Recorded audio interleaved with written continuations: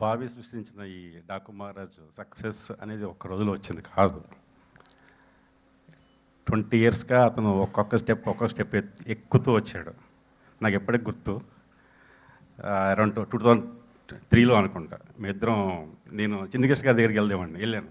ఇది రైటర్గా ట్రై చేస్తూ నేను వెళ్తే అక్కడ చిన్న కుర్రాడు లాగు వేసుకుని చిన్న ప్యాడ్ పట్టు రాసుకుంటూ కనిపించాడు ఫస్ట్ టైం.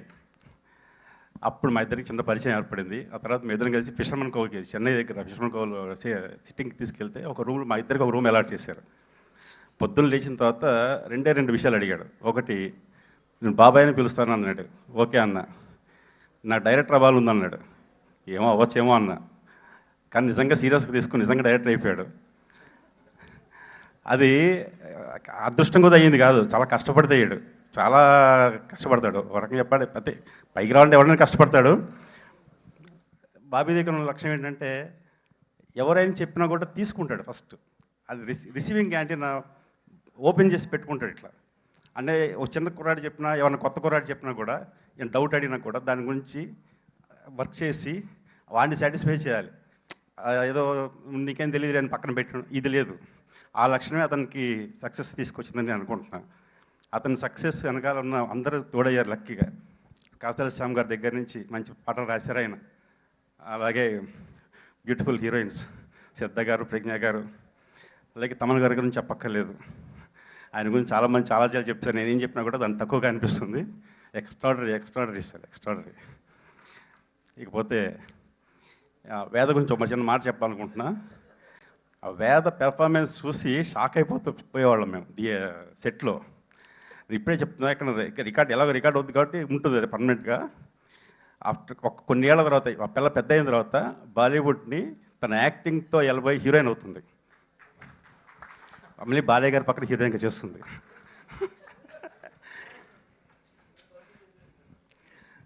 సరే, ఒక మొక్క బాలయ్యబాబు గురించి నేను చెప్పేంత స్థాయి నాకు లేదు యాక్చువల్గా. ఆయన నిజంగా ఆయనతో ట్రావెల్ అయ్యేది కాబట్టి చెప్తున్నా. ప్రతి పాత్రలో పరకాయ ప్రవేశం చేస్తానని అంటుంటే నిజమే, అది అనిపించేది కాదు. తర్వాత సినిమా షూటింగ్ అప్పుడు అర్థమైంది.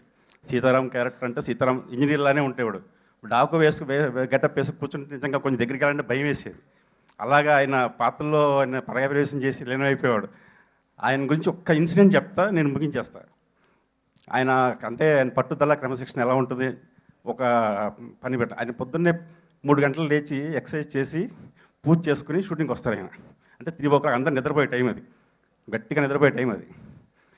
సరే, షూటింగ్ నైట్ షూట్ అయ్యి అరౌండ్ 2:30 ఆ ప్రాంతాల్లో ఆయనకి, సార్ బాబు మీరు వెళ్ళి పడుకోవచ్చు అంటే, పక్కన ఆయనది సూట్ రూమ్ ఉంది, 101.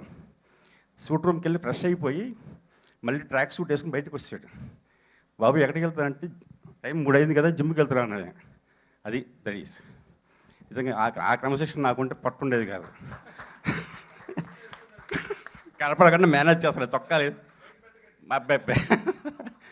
థ్యాంక్ యూ వెరీ మచ్, నాకు ఈ అవకాశం ఇచ్చారు. Thank you. ఏమండి, నాకెందుకుంటా, మీ పక్క నుంచి నాకు ఎవరు 40 పవర్ చూడటం మానేశారు బాబు. అంత పూర్వం చూసేవాళ్ళు, మీ పక్క నుండి చూడటం మానేశారు. ఓకే అండి, thank you very much. Thank you Suma గారు. Love you all.